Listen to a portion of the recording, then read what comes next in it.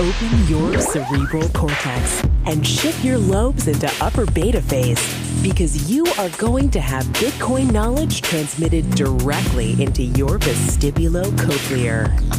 Your host at Bitcoin Knowledge is Trace Mayer, an early Bitcoin advocate since it cost $0.25, but this is not intended to be investment advice. A doctor of jurisprudence, but this is definitely not legal advice. And an investor in core cryptocurrency infrastructure, including Armory, BitPay, Kraken, and Nitagio, but this is not a recommendation of those services. Here, you get fed via direct mind download with pure and free Bitcoin knowledge.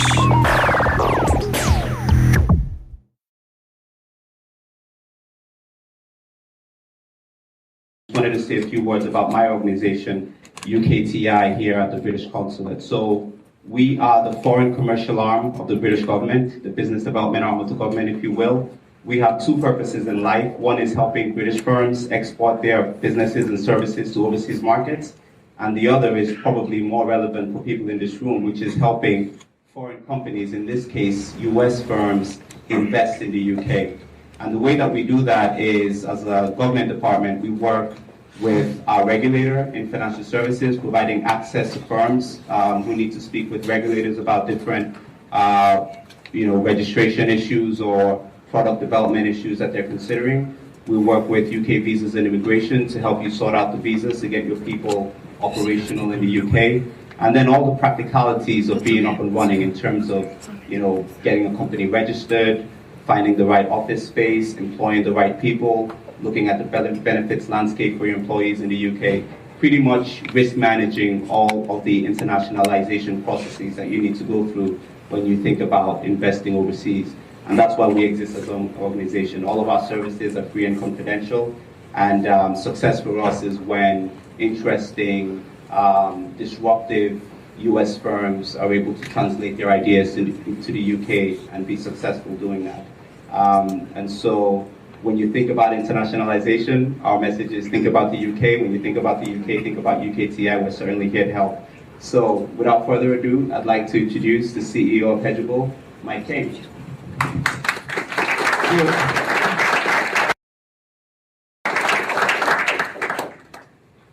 First of all, I wanted to thank our gracious hosts for having us today. This is the first in a many-part series that we're doing on Bitcoin, so this is an awesome turnout. So everybody give yourself a round of applause here for coming out today. We're going to have an all-star panel here in about 5 minutes. First, I want to give a little bit of background on myself, Hedgeable, and you're probably asking yourself, why in the world are you guys having this at this venue? So to get started, Hedgeable is about democratizing sophisticated investing. So I started the firm with my brother Matt. This guy looks just like me in the front here, and we're twins, by the way. Yeah, he's much better looking than I am. So we started the firm in 2009, really at the height of the financial crisis. If you look back at that time, there was trillions of dollars in wealth that was lost by the average American, and the average wealthy person in the US lost about half as much. In fact, it was 40% versus less than 20% for wealthy investors. And we said, this is ridiculous. Why do people with 50 million bucks get these awesome products? And like Bitcoin, which we'll get into in a few minutes, but if you have 5,000, 50,000, the average person in the US has $47,000 in an IRA, they're not getting access to the same kind of product that a wealthy person is. And the wealth gap in the US just grows and grows and grows. So we've been interested in Bitcoin for a long time. In fact, I should announce tonight that we're now the first company to invest clients directly in Bitcoin. So if you're a retail client with an IRA account, we have a free service. You can come to us, and as part of your portfolio, we actually are now working with Coinbase out in Silicon Valley, and we're just launching this week. You come right on our platform and invest in Bitcoin, because we feel that Bitcoin is the future, not only of the world, but of finance. It's a great investment. So really the topic of this first panel conversation is investing in Bitcoin. And we found there's really a lack of education in the market in general. There's a lot of tech forums and things that are more on the technical side, but looking at the opportunity, economically, philosophically, and from an investing perspective, we think there's a huge need for education. So without further ado, I want to introduce our panel. First, we'll go left to right here. We have Aaron Zirker. So Aaron is the CEO and co-founder of the cryptocurrency analytics company.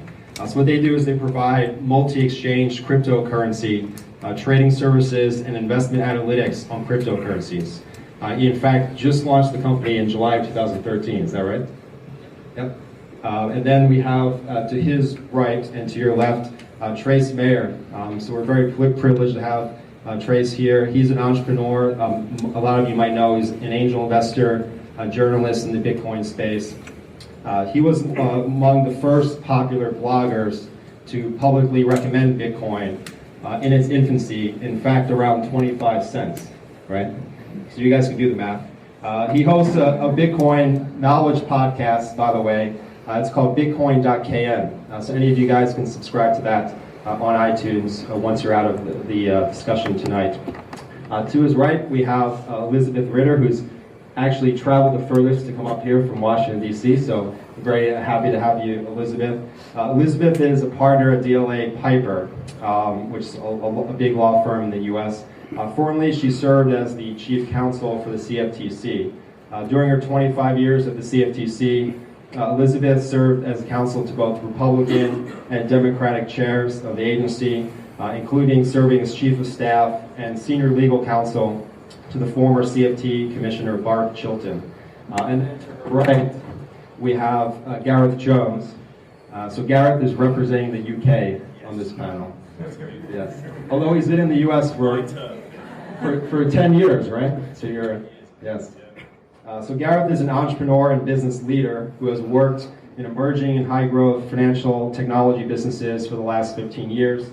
And right now he's the co-founder and general partner of the FinTech Collective, which is a New York-based venture capital platform. So everybody, thank you very much for coming out. So we had a presentation and all that good stuff, but I'm going to wing it at this point, and we're gonna go with it more a casual style here. So I broke this panel down into a few sections. The first, we're going to go through some general Bitcoin knowledge, education. I know there's a lot of people in the room that might not be as familiar as others about Bitcoin, so we're going to try to keep things very high level for the first few minutes. Then we're going to spend some time talking about investing opportunities. That's a hot topic now, given the volatility in Bitcoin's price, and we're going to get feedback from everybody on the panel on why that is. And then lastly, we're going to look at the startup space. There's been $400 million put into Bitcoin in the last few years, so that's a hot topic. And then finally, we're going to wrap up with some Q&A. So just to get... I hope we're going to get to talk about the law and regulation or something. Well, that's all intermixed. Obviously, Bitcoin is a legal topic. So maybe we should start out, Elizabeth, with you.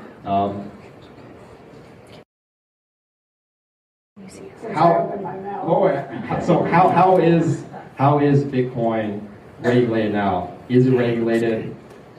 Who has the ability to regulate it? And let's say that the U.S. government said tomorrow they wanted to regulate Bitcoin. How do they have the power to do that? The answer is yes. And it's important to remember that. A lot of people think that this is something that is unregulated territory. That is incorrect. We have in the United States, and do we have lawyers in the audience? Okay. So if you are in the financial market area, you understand that in the United States we have an unusual financial market regulatory structure involved in ours. In most sovereigns around the world, there is one central financial market regulator. We don't have that. We have banking regulators, securities regulators, derivatives regulators, and they are separate. In this instance, when we're talking about Bitcoin, you have to look at all of those disparate regulators and see where it falls, see who has what jurisdiction over what part of it. The banking regulators have made very clear that Bitcoin is a currency They have deemed it a virtual currency. Under the Commodity Exchange Act, it is also very clear that under Section 189, and I won't go into the 189, I can tell you the chapter and verse of the sections of the Commodity Exchange Act, it is a commodity. Bitcoin is a commodity. It's also called an excluded commodity because it is a currency. That means that if a derivative on a commodity is traded, the CFTC regulates that. And indeed, this week, the Terra Exchange just started trading swaps on Bitcoin, October 8th.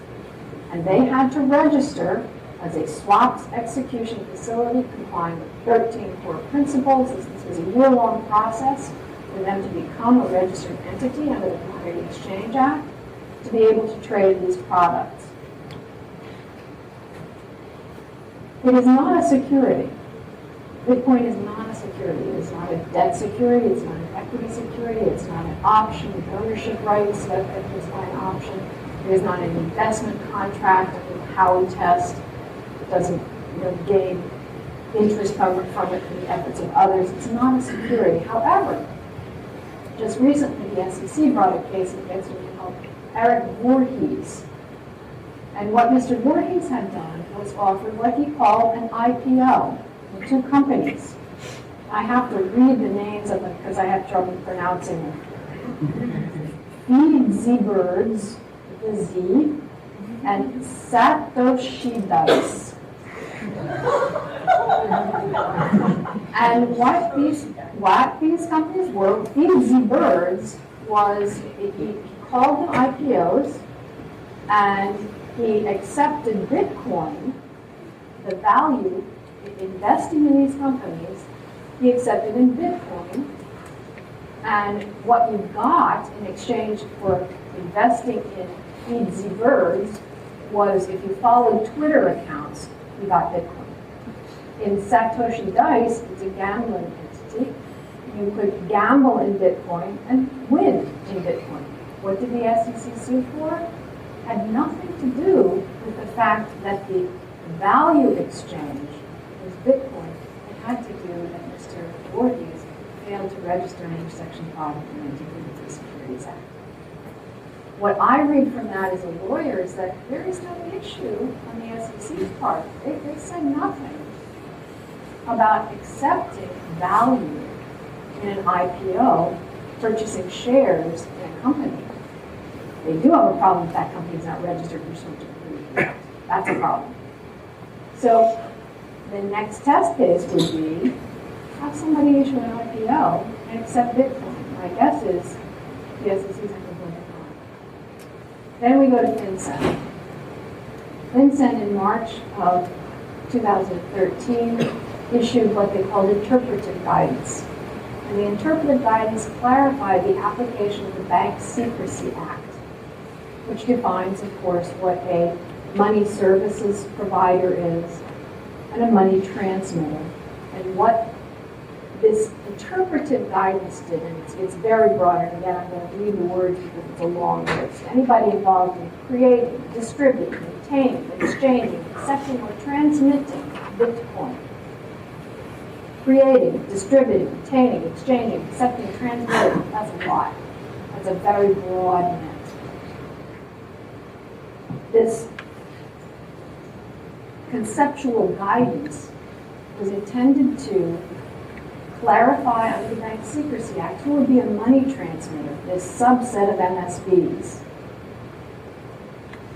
such that under the MSB rules under the Bank Secrecy Act, registration, reporting, and record-keeping rules would come into play. So what they did was define users, exchangers, and administrators. Users, they fall out. Exchangers and administrators, under certain circumstances with limited exceptions, they fall in, such that the MSB rules on reporting, record-keeping, and registration do come into play. So Elizabeth, very quickly, can I just, because this Certainly. is fascinating, it's very helpful. Something's laying it out. Well, and it's what, let me tell you, you need a good, if you're doing this, you need a good lawyer. It's cheap insurance. I mean, this guy, Eric Voorhees was fined tens of thousands of dollars. Where's he living now? On Atlantic in the direction of and he facility. can't register again. No, that's another thing. The Department of Justice is getting very, very interested. We're going to get into that in a minute. And they are indicating, let me answer your question. Wait, so just to, Gareth, now we got some good feedback on the legal side of things. Does that make you any more skittish on investing Well, actually, in Bitcoin? because I think it would be useful just to understand in real life, as my 8-year-old would say, what does that mean, the money transfer stuff? Does that mean that a merchant who accepts Bitcoin I'm getting needs to register who? That's, and I'm But I getting mean, to that. so I think complexity is In March 13th, they issued this clarification. Then it was June of 14, FinCEN issued a ruling. And it was about miners and investors. And miners and investors, they said, we're going to put you on the user side as long as you are mining and investing for your sole purposes. Then you don't fall under that money transfer. Maybe to take a step back, Aaron. So we talked about miners and a lot of these terms. Maybe you could walk the audience through what is a miner, what are all these different regulatory bodies, and what does transmitting virtual currency mean, and what is the blockchain and all that good stuff. 60 seconds. That's a lot of stuff in 60 seconds. Blockchain is a distributed ledger. So at its core principle, it is a record of who owns what and when it came into existence. And it's transmitted, and you write to it, and you move your portion of the ledger to somebody else through this network of miners. And the miners, what they're doing is they're solving an algorithm that is fairly difficult. It takes power and energy to put in to correctly find the solution to this algorithm. And then once a random miner has found a solution, which takes a very long time, they will be allowed to write a transaction, which is to transmit coins from one person to another with their permission. So in this way, it's a distributed network that has very few weaknesses as long as the actual people writing each transaction are kept separate and are incentivized by continuing to write good transactions. I'd say it's as simple as I can make it. No, that was awesome. So with that being said, Trace, are we going to reach a point where is this a zero-sum game? Is Bitcoin a zero? Does Bitcoin coexist with fiat currency, or are they mutually exclusive or not? Or, how do you view that, given your economics background? This one? So at its heart, Bitcoin's a technological innovation, much like steel or gold or gunpowder or the longbow. And it's our first practical implementation of triple entry bookkeeping, which is a big, big deal. We had double entry bookkeeping about 600 years ago. And getting into some of the legal side of this also, at its heart, Bitcoin is just math and just numbers. We have prime numbers in math, like 1, 3, 7. Did you know that it's actually illegal to possess certain prime numbers? Like, you can go to jail for a felony for possessing a particular number. It's called illegal primes. And no, I'm not making this up. Like, it's serious. Like, if you possess, and it's important because of encryption, because of how we're able to use these numbers with software code. And in the 1990s, there was a string of Supreme Court cases about the crypto wars. And in the crypto wars, under the Munitions Act, it was illegal to export cryptography. And cryptography is just math. And it got challenged under freedom of speech. And the U.S. Supreme Court, and Adam Back actually printed out a T-shirt that had the encryption algorithm on it, and then somebody else printed out a book, and they said, hey, look, our encryption is protected by free speech. And the U.S. Supreme Court said, we agree. And they protected encryption under the First Amendment, under freedom of speech. And that laid a foundation for our entire internet industry that we have, because we have to use SSL and we have to use encryption to make sure that we're able to log into our online banking, to make sure that we have our networks, have all of these things. Well, Bitcoin is another iteration of the application of encryption. And at its heart, when you're making edits to this global ledger, you have to have what's called a private key. And the private key is a long number. And you use that number to solve a math problem to transfer Bitcoins from one public key to the other public key. And you can only do that if you can solve the math problem. Like, you can't get a gun out and shoot the Bitcoin network and transfer the Bitcoins. You have to do the math. And so it's really presented an interesting conundrum from a legal point of view, because under the Citizens United case, Justice Scalia said that money is speech, right? But in Bitcoin, it literally is. Like, if you have possession of that particular number, you can move or control hundreds of millions of dollars of value. I mean, there's over $100 million in one particular public key. And not mine, don't look at me.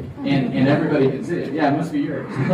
And but this has big implications. Like, for example, there's a very dangerous intersection between offshore asset protection trusts and bankruptcy, and the 521 contempt power that a judge has in a bankruptcy court. He can actually incarcerate you indefinitely using the contempt power if you don't wire your money back from an offshore asset protection trust. From a criminal procedure standpoint, for the most part, you don't have to disclose a private key because you're protected against self-incrimination under the Fifth Amendment. Well, can you hide a bunch of assets in Bitcoin and not be subject to fraudulent conveyance, for example? We haven't tested a lot of these issues. These issues will get tested in court. We'll figure out whether they're protected by First Amendment or not, against self-incrimination or not. I mean, we don't know, but at its heart, it's this new technological innovation that has wide-ranging implications. And it's the first example where the number itself has actually become the value or the asset. So, Gareth, it brings up a lot of good points. Recently, Mark Andreessen compared Bitcoin to the internet. Is that the way you see it? Are we at the crossroads where we'll be sitting here 50 years from now and saying, Bitcoin, why didn't we see that coming? And we should start the next Facebook, and everybody should get out there and start Bitcoin companies because there's a $1 trillion opportunity. Is that the way you view the market? Is this the versioning of the internet 2.0? Yeah, I mean, it's without a doubt a fascinating topic, especially listening to these guys here actually get right into the weeds. I think from an investing perspective, and having lived and breathed, financial services tech for the entirety of my career, which is only 16 years, I think this is one of the things that you see innovation, and most innovation is just incremental innovation. And this seems to be something that is just, okay, stop that and let's rebuild it using this, which is a fundamental shift. And that's deeply exciting. Me personally, and I think, probably speak for my partner as well, I think we get more excited around this concept of a distributed ledger, right? I don't know if it's going to be Bitcoin or some other virtual currency that ends up being successful. But what I do think, and certainly this is what we're building around our thesis and how we're deploying capital into this space, is that the distributed ledger is going, the genie's out of the bottle. I think it's going to be a fundamental disruptive force in financial services for many years to come. So we've seen a bunch of companies over the last 2 years. We've actually only made one investment in a business called TradeBlock. We were based here in New York. And I think what fascinated us about that particular, this is two brothers of 28 twins, just like you guys. And one of them was a former fixed income trader at Citi, and his brother had been building missiles for Raytheon and DC. And both had been hobbyists in the Bitcoin community for 3 years, so 5 years old, something like that. So just by being hobbyists, they had a lot more domain expertise than many others in and around the space. And they had that deep technical background with one of the brothers, and also this sort of Wall Street sort of understanding of regulation and just how the real world actually operates, rather than just Dungeons and Dragons.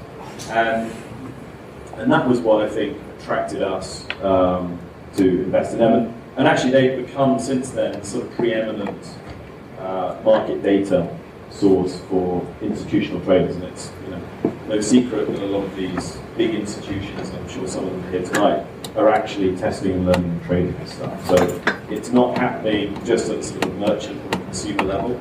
You're actually starting to see big institutions trading cryptocurrencies. Right. So Aaron, and that again is fascinating. how do we move from a trading environment? And I think we all could agree if Bitcoin 20 years from now is just something that a bunch of commodities traders are slinging around, it's probably not going to be successful. How do we make it mainstream? I would disagree with that. Why? Well, first of all, let me go back. First of all, I don't. It's not a zero-sum game. The zero-sum game concept in traditional risk management markets, in futures markets, if I win, you lose, you win, I lose. That's not what we're talking about. These are not risk management price discovery tools. These are tools where value is traded. That's not a zero-sum game market. I think I entirely agree. However, I think the main point that we're missing is that the internet was really built wrong for finance.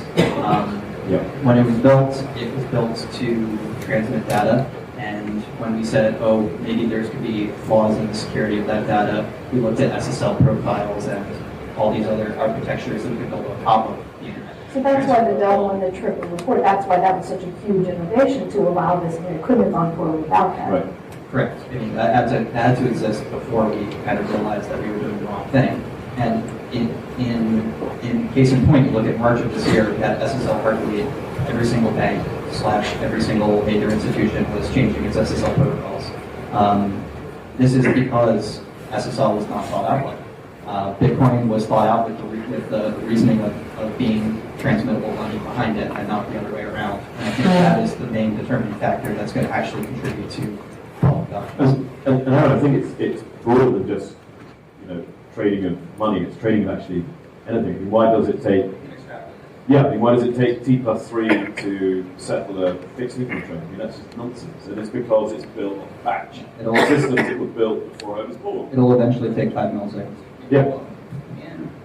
And one of the investments that I funded is called Armory Technologies, and we built the most secure Bitcoin wallet. We've innovated what's considered cold storage, multi-signature cold storage. So can you go through some of those concepts quickly? Yeah. So when you want to secure your data, you want to be able to reduce the attack vector, and so we have it where you can manage everything with your wallet on a computer that touches the internet and talks to this blockchain. But when you actually want to sign the transaction, when you want to use that number that secures the data, that's on a computer that's never touched the internet.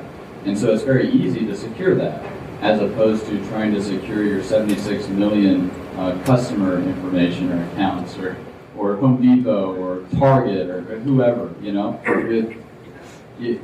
You can run our software on a Raspberry Pi that costs $35, and it's like, as long as you've got that secured, that Raspberry Pi secured, like, your Bitcoins are protected by technology that the U.S. government uses to protect top secret and classified information. So we developed the cold storage, then we developed what are called hierarchical deterministic wallets, BIP32, and that's where you're able to use a single backup, and from that you can derive basically an infinite number of keys, and then and you'll be able to do that across your entire organizations, like from that one root seed. And then we also innovated what's called the multi-signature. And so that's where, instead of just one number protecting the Bitcoin, you can actually have the protocol recognize that it requires, say, 5 of 7 signatures.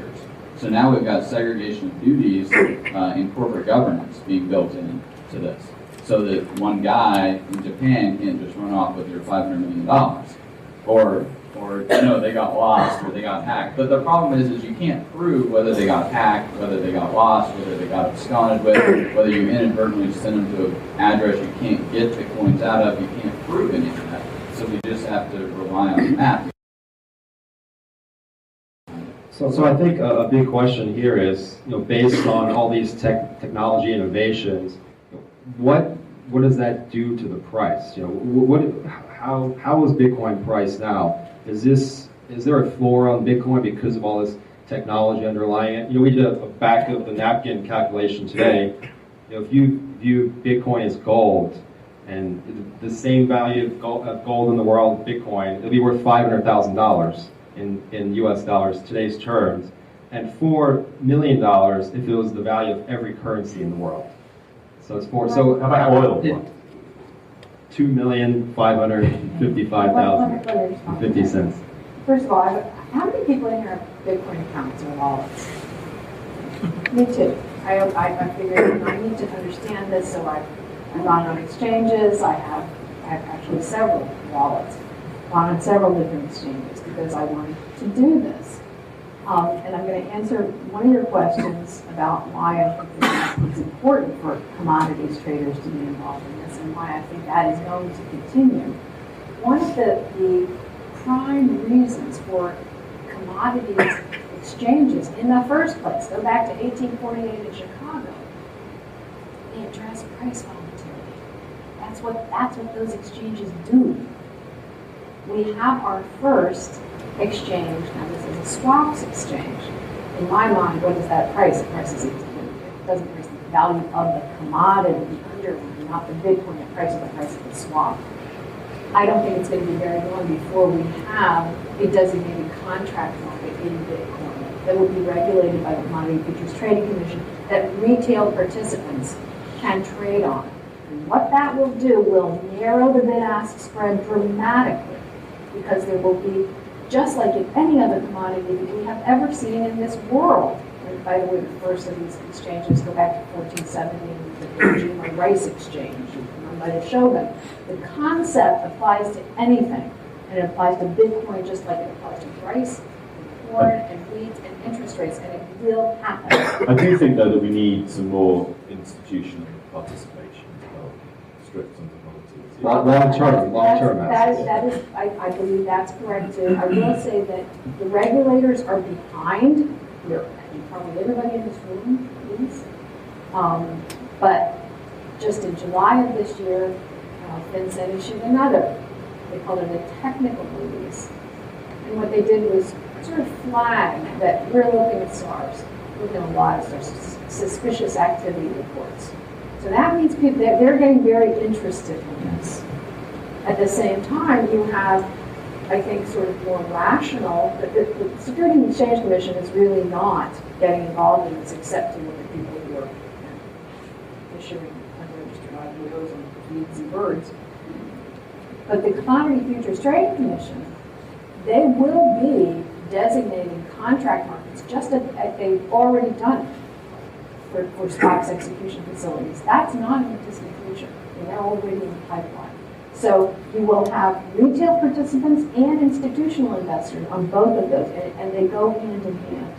They don't work with one without the other. We'll take questions afterwards. So Aaron, is there a floor on the price of Bitcoin? I was in Aaron's office a few months ago, and we talked about this. Bitcoin is around $500, and we talked about, well, there's a certain price to mine gold, so it makes sense that gold can't go down to $1 because it costs $500 to $800 an ounce just to mine 1 ounce of it. So is there similar economics here, and is that a good way of looking at, from an investment standpoint, where Bitcoin prices are going and headed? I'd say there is no floor in any market that is actually traded. However, I think there are significant forces that create a reasonable trade bottom for Bitcoin, and mainly it's the cost of mining and the mining algorithm, which is, most people are unaware of this, the actual computational solution to Bitcoin is very computationally intensive. And it only gets more computationally intensive as more people attempt to mine it. So this equation will continually be going up as long as there are more people attempting to mine the asset. Eventually, it might have a cap if people decide it's not a mineable asset. But as that number goes up, which it only has gone up, it has never really, for any period of time, come down. As that number increases, the amount of power that you pay for one Bitcoin production will increase. And I can say that for certain. But Aaron, the hash rate has increased something like 200 times in the last year. So it's the largest supercomputer that's ever existed. Yeah, I mean, that's so, again, I hadn't thought of it quite like that. That's kind of cool. But I mean, is that one of the reasons that the price has come down? Right, maybe Trace, you want to talk about that? Yeah, I mean, I've been around it a long time, you know? I've ridden every roller coaster that Bitcoin's been on. eBay is a two-sided network effect, merchants, consumers. Bitcoin's a seven-sided network effect. We got speculators, we got merchants, we got consumers, we got the security, which is the hash rate, and that's why you trust this blockchain as opposed to a different blockchain. That incentivizes developers to build out the applications on it. Then we get financialization like the swaps. Then we get what I like to call liquidity, or world reserve currency, or settlement currency status. Bitcoin is extensible, it's software, so we can actually build out more things. When Satoshi first released it, there was no cold storage. Somebody had to build that, which is what Alan Reiner innovated at ARM. He built that. So as the developers come in, they make it more useful. Gold, for example, is a particular atom, and we have different uses or applications of gold. One of them is currency, but it could be a dental filling or something else. Bitcoin, which is really a precious number in this new digital commodity, it has many potential applications. I would say thousands of applications when you look at our entire stack that we use in the internet. And currency is just one of those applications.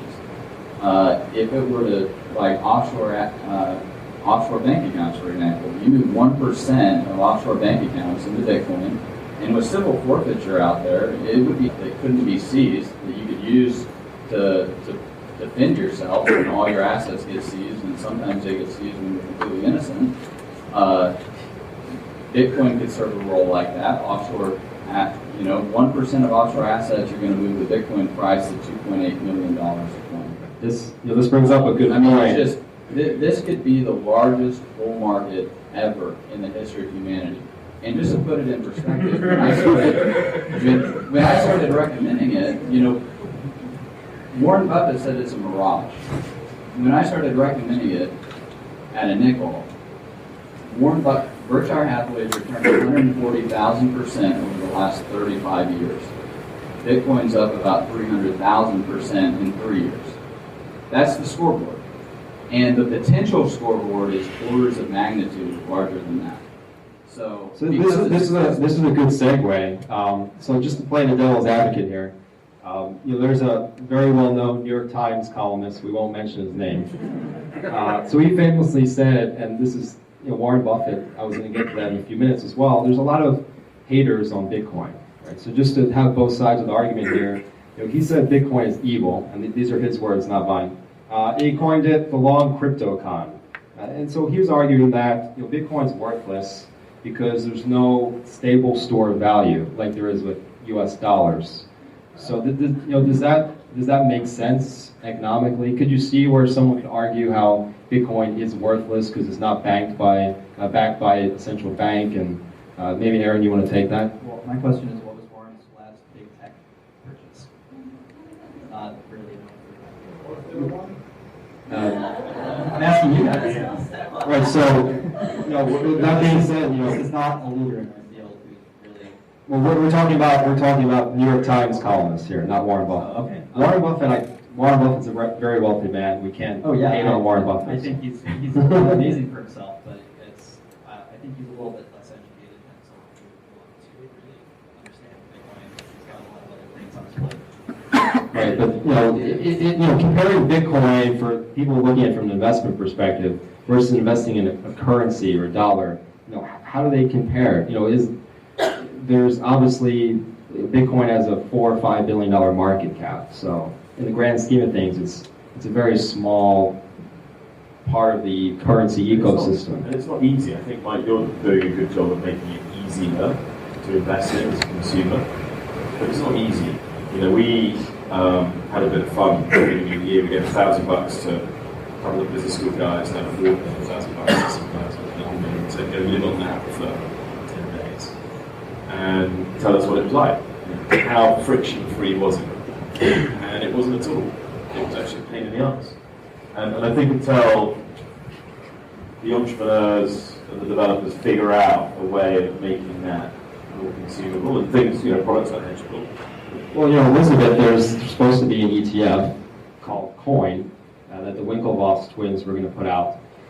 So that would take us one step closer to getting a more retail-oriented product. So why isn't that going to happen? Or let's phrase that, is that going to happen?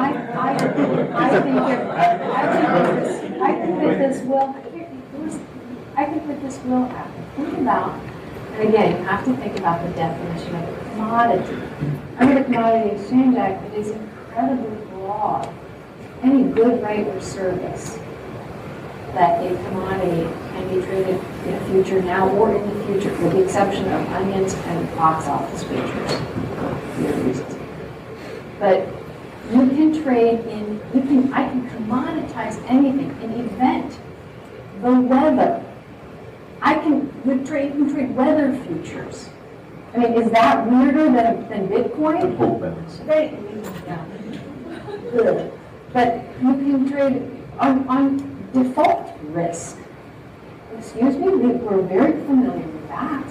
Very, very familiar with trading on default risk. How much stranger is that than Bitcoin? It seems to me that Bitcoin actually has more of a grounding to it. I get that. I mean, I can look at my wallet, my Bitcoin wallet. There's something there. There is a commodity there. So when we're talking about exchanging values, it's the value that we assign to it. And you mentioned futures exchanges on Bitcoin. Because, you might want to. I'm putting my business cards right here.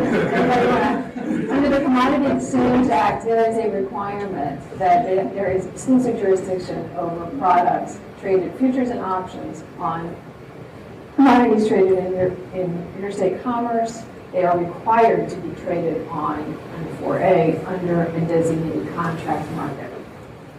Otherwise, they're illegal. So there is a process that has to be endured, and again, we're through that. But it can be done, and it's going to happen. Absolutely, 100% it's going to happen. And I think that is a public good. I think that's a good thing that's going to happen. Maybe we should nominate you for SEC. I firmly believe that that's the way this is happening, and it should happen that way. Is it going to happen here, or is it going to happen in another country, in another jurisdiction, under a different set of regulations? I pray to God it happens here. Because at the moment, you've got other countries that are figuring this stuff out But quickly. So that brings up a good point, Gareth and Trace. Maybe you want to talk about this. Regulatory arbitrage. I think we're here in the UK consulate. Yes, Her Majesty is that the proper term? I Sorry. was just in London talking about this. I don't get the feeling that it's in there. Well, I think the Bank of England has put out not one but two different white papers on Bitcoin. Do you guys feel like there's more education and more of an appetite for this in Europe, in Scandinavia, and other places outside of the U.S.? So another one of the companies I've invested in it's called Gold Money, and we take physical delivery of physical gold for customers, and then we put it on our truck and take it to a vault. We've recently spun off another company which would have been in the U.S., but instead it's in the Isle of Man because of the regulatory environment, and we actually make a spot market between gold Bitcoin and British pounds. And so that's a very interesting exchange. Because when we look at the history of money, we got gold, which is not extensible. It doesn't change, but it's still limited in amount. Then we've got fiat currency, which is extensible, and we can abstract on it with swaps and derivatives and all types of a lot of financial engineering. Which has bad history. But the bad history might be because it's not limited in amount. We can just control, print trillions of these units, right? Which is why this is so good. This is so much better than fiat currency. But Bitcoin is both extensible and limited in amount.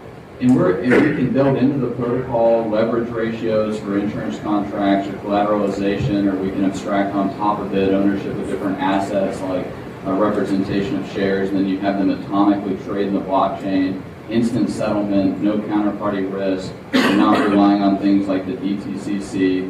You'll be able to know exactly who owns what, which I think with hypothecation and rehypothecation and how institutions like MF Global have abused customer segregated assets, it's nice to know exactly where the assets are and who holds the private keys to those assets, and Bitcoin enables that to happen.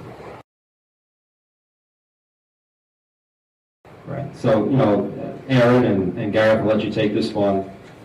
There's been about $400 million by our calculation put into Bitcoin startups over the last few years. For a relatively nascent industry, $4-5 billion market cap, as we said, is that a right amount? Is that too little? Too much? Are you concerned, Gareth, about the regulatory environment that one day you're not even able to do anything with Bitcoin anymore, and the companies are all going to have business? No, I mean, I think, Andreessen, I think, said that it's a typical VC investment. It could go to zero. It could be, was it 2 million of Bitcoin? 4 million. We have no idea where this is. Well, I mean, but that's, so I mean, it's definitely, from a venture perspective, an investable space. It's 250, 400 million. I mean, the numbers are different depending on who you speak to, but it's a lot. Relatively, I think some Coinbase, Blockchain out of the UK just raised 30 million, which I think is the largest Series A that's ever been raised. So I definitely think there's, maybe some hype in the space, but regulatory worries, I'm actually more interested in the arbitrage opportunities. I do think that, and that's why, candidly, I'm spending a bit of time in London, because at the moment, I think they are friendlier and perhaps, they're friendly and a respected regime, as I've always have been from a regulatory perspective. And maybe that is a natural place for some of these businesses to land, and I should be paying attention to that. I think when you look at how foreign currency markets played out, that they are very resistant to centralized control because of how many places you can trade it in and how many factors influence all of those things as an aggregate. And if you decide to regulate it in really heavy ways, you're generally going to be left out of that inner circle, which will cause a huge. I do sense, and I didn't pay enough attention to school to be a lawyer, but I do sense that there's a different, there's more of an appetite to kind of lock people up here for mucking around in Bitcoin than there are in certain. I know it's a very layman's perspective, but I definitely feel that there's, it's a trickier environment to manage and navigate through here than it is in other parts of the world. And for an innovation perspective, which is where we really are in this phase of Bitcoin and distributed ledger, I think we're in this phase of testing and learning, and I think we need an environment that's going to allow that to happen. I mean, outside of Bitcoin, you look at the UK and they've allowed, even my mum and dad, just general people in the street, to invest £15,000 of their own money, capital gains tax-free, into tech-enabled lenders, peer-to-peer lending platforms. It's those types of regulatory environments which I think actually the blockchain and Bitcoin needs, rather than the complexity of some of the stuff that we've had to navigate through tonight. And we've seen a lot of adoption of Bitcoin in the last few weeks, PayPal and different merchants. But I'm going to pose a counter question: is that could that actually be construed as negative? Is that actually driving down the price of Bitcoin? Do we need, for every cell, people are just converting, you're buying your iPad and converting it into dollars. That's great. Doesn't that defeat the whole purpose of having a Bitcoin economy? Aaron or Trace? More philosophical question. I think it's great because when you look at the subjective value theory, somebody values the beer more than they value the Bitcoin, but the person who traded the beer, they value Bitcoin more than they value the beer. So that trade, when it's consensual, actually leaves both parties better off. And as long as we're trading the Bitcoins in a relatively free market like that, I think it's very great for increasing the standard of living for all. Isn't there eventually going to have to be someone who just prices everything in Bitcoin?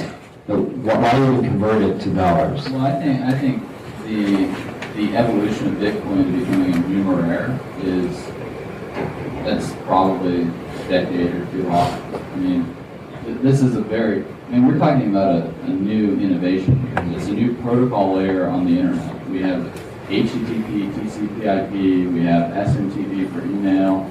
This is a new protocol layer of the internet for transferring value. And just like we provided a regulatory regime in the U.S. with the Communications and Decency Act to keep third parties from being liable for what people posted on their site, that enabled companies like Facebook and eBay and Amazon. So likewise, if the U.S. drives innovation out because of the regulatory climate, I think that's going to leave a big hole from a national security standpoint, because Facebook and things like that are very helpful for. That's a good point. Talking about national security,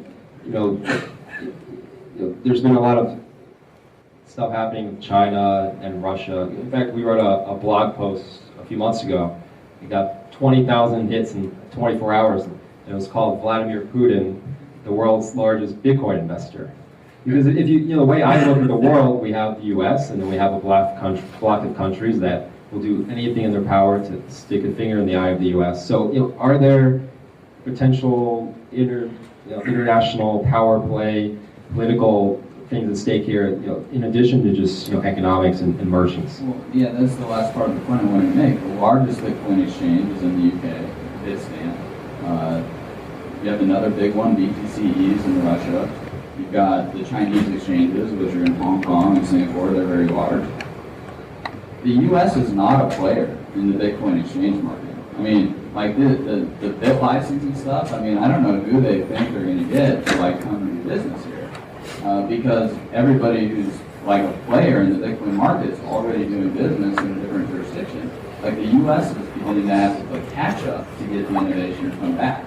And I think that's a tough position to be in, and you're going to lose your technological lead because the entire internet is going to have to be creatively destroyed to apply blockchain technology to it. So Elizabeth, can you cover the Ben Losky, who by the way is doing an event at the same exact time as this event tonight? Let me posit this. When people talk about regulation, they lump all regulation together as number one, bad thing, and number two, all the same. And there is a difference in kind of regulation by the CFTC, regulation by the SEC, and regulation by the banking regulators. The CFTC is what's called a policies-based regulator.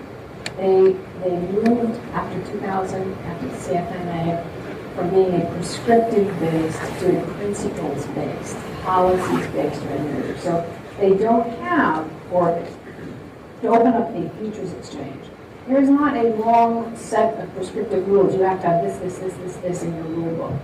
There are 23 what are called core principles. And you have to open up a futures exchange in Bitcoin, you say, I comply with all of these core principles. Here's how I do it. It's a lighter regulatory touch, much lighter than the SEC, much lighter than, for example, prudential regulators that come in and audit you every day. To audit you. That's why I think, if I'm looking at this regulatory spectrum, the CFTC has, for some very obvious and good reasons, the reputation of a lighter regulatory touch. And in addition, this price volatility that you mentioned a couple of times, the whole point of futures exchanges is to discover the true economic price of a commodity. And we've all been talking about it. What's the price of Bitcoin? When you have buyers and sellers and hedgers, that's another huge piece of this. That's a fantastic area for growth here. And right now, there's no place for them to do that. No centralized marketplace. That's why, as I said, I hope that a futures exchange starts here in the United States. And I happen to know the CFTC is open to this. So I'm hoping that somebody is going to not be so scared of the big bad regulator, because that's not what the CFTC is in this area. This isn't. I know I've lived here for 25 years. This is a place that they are actually open to innovation. And I think it is a good way to counter, for example, DOJ and FinCEN, who are very clearly making these, you don't know what's going on out there, so we're sending out, we're flagging SARS reports.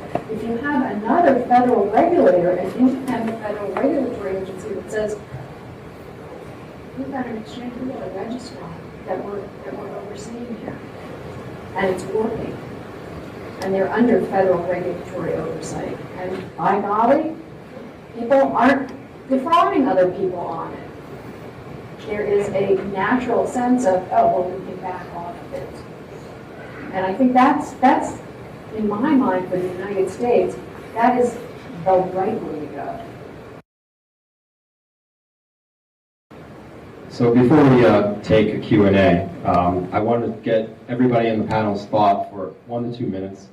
What's going to take Bitcoin or cryptocurrency in general to the next level? What does the next 1, 2, 3, 4, 5 years look like? How do you get there in terms of adoption, making the price more stable? What are the steps that we need to take? And are we going to be sitting here 50 years from now and talking about Bitcoin like we do anything else, and it's not going to be a big deal? So I'll start with you, Aaron. I think we will be seeing Bitcoin on our tickers in 50 years. If it's not Bitcoin, it'll be something that's exactly like Bitcoin, but a little bit better. But I seriously doubt the trajectory that it will be, because of how committed the developers are to changing things and improving things they actually need to be. I'm not going to make price predictions, but I can see it answering a lot of the problems with interest rates and dilution of the markets that we already can clearly see today. Right, so Trace, what does the next few years in the Bitcoin market look like? Because we've grown exponentially just in the last 2 years. So 2016, what are we going to be talking about?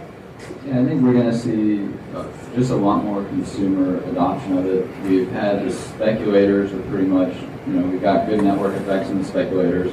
Our merchants are coming on board. Dell, Overstock, CEO of Overstock wants hedging. Other merchants are going to have to accept it. I mean, is Amazon going to cede 200 countries to Overstock? Because Overstock can take payment from 200 countries and we can export a lot of goods. Is Amazon just going to not even compete in those markets? I mean, so I think we're going to see a lot more merchants just have to accept it in order to take payment, because most of these countries you can't get credit cards.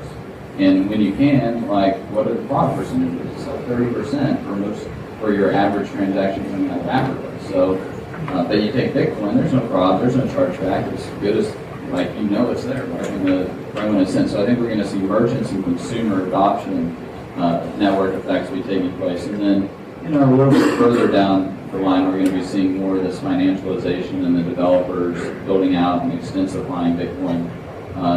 50 years from now, I like Bill Luria from Wedbush.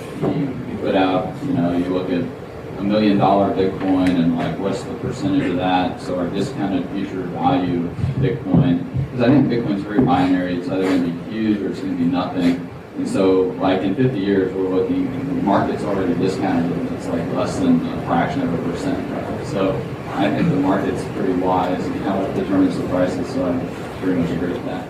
And Elizabeth, when are we? Nice to know a little bit of it, just in case. When are we going to see this ETF and these futures contracts that you talk I about? don't want to look 50 years. I want to look 2015. And I don't see in my crowd, I don't talk to any other lawyers who talk like this. I kind of look at myself as the Snow White in the legal industry of Bitcoin. Get it, miners? I want to help people who are bashful or sleepy or dopey or grumpy or, you know, I want people to be doc and happy. I'll stop. I mean, I really would like to get somebody in front of the CFTC and say, here's the futures exchange, because I know they will be receptive to it. And I know it's going to be sooner rather than later. It's just going to have to follow the process that number one, Congress has said you have to follow, because otherwise, then it's going to tank. If that doesn't happen, then it's going to tank. But I know there are people out there who have this in their mind. I can do a futures exchange in this. I know that. They just have to find the right people to lead them down the path. And that's what I'm going to do. Cool. So you're the Bitcoin leader. I'm the Snow White. So Gareth, in terms of the VC angel side, how do you see things playing out over the next few years? So are we going to see an IPO of a Bitcoin company in 2 years? I think what's been a revelation for me, and I've been investing now for a couple of years, in financial services tech, specifically in a little bit in the Bitcoin space, as I said earlier, but I see a lot of businesses and business plans coming across my desk from all over the world, and I have to say that is hugely encouraging. Because I don't think it's going to be, or I'm not necessarily interested in the price coming, whether it's going to be or not. I'm more interested in the entrepreneur that's going to develop some capabilities on top of blockchain. That, for me, is the fundamental disruptive capability that we've got, in front of us now, and it's going to be fascinating to see these smart guys and girls who are going out and building really useful kit to sort of that's where I get really terribly excited. Awesome. So if there are any in the audience. So we're going to take about 10 to 15 minutes of questions. Be sure to get a copy of the free Bitcoin Guide at freebitcoinguide.com. Got a question or suggestion? Record your voice at bitcoin.kn. Don't be shy. To help the show, share bitcoin.kn with friends, post about it on Reddit, and otherwise spam the interwebs. Your iTunes comments and 5-star reviews are very important to us. Please continue tuning in to the Bitcoin Knowledge Podcast, where we release interviews with the top people in the Bitcoin world. Now take some choline and let that Bitcoin knowledge consolidate.